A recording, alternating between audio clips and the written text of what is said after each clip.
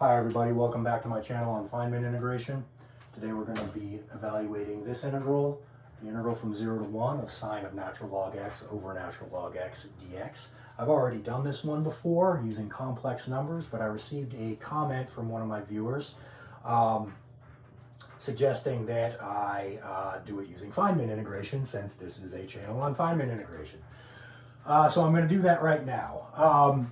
First thing we're going to do is make the substitution that x is equal to e to the negative u. Therefore, we have dx being equal to e to the negative u du. As a little challenge for you, see if you can figure out why the substitution x equals e to the u is wrong. You can make that substitution, and if you don't catch your mistake, you'll get an answer, and the answer you'll get is 3 pi over 4.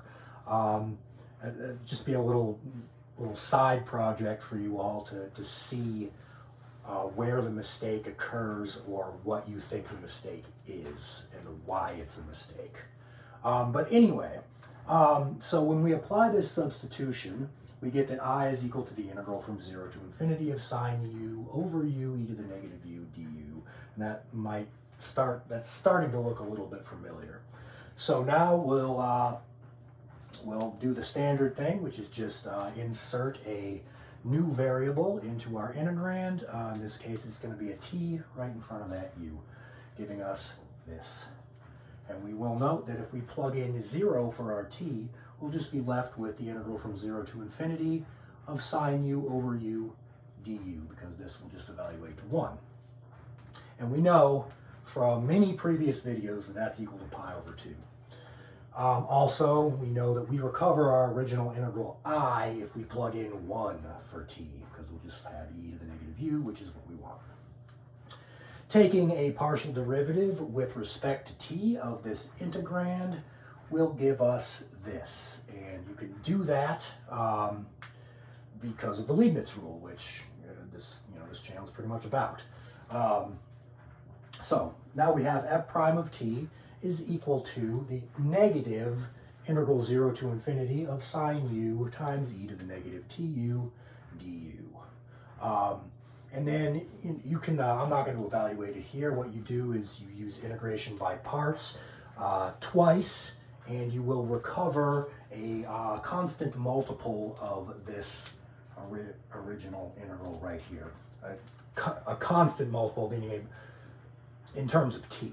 It will be a multiple of this in terms of t. And then you just do some algebra to arrive at f prime of t is equal to negative 1 over t squared plus 1.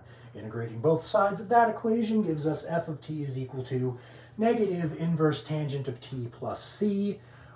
Plugging in the fact that our f of 0 is equal to pi over 2 will give us that c is equal to pi over 2, giving us a final result for f of t being equal to pi over 2 minus the inverse tangent of t. And then plugging in 1 for our t gives us that our original integral is simply equal to pi over 4. So there you go. That's that same integral solved, in my opinion, probably a little bit easier using Feynman integration. Again, go ahead and try making the substitution e to the u, and you'll end up getting, if you don't catch the mistake, or see why it's a mistake, and just continue through with this process that I've done here, you'll get that it's actually equal to 3 pi over 4, but it's not. And it has to do with positive and negative exponents. That's my hint. Anyway, hope you enjoyed that.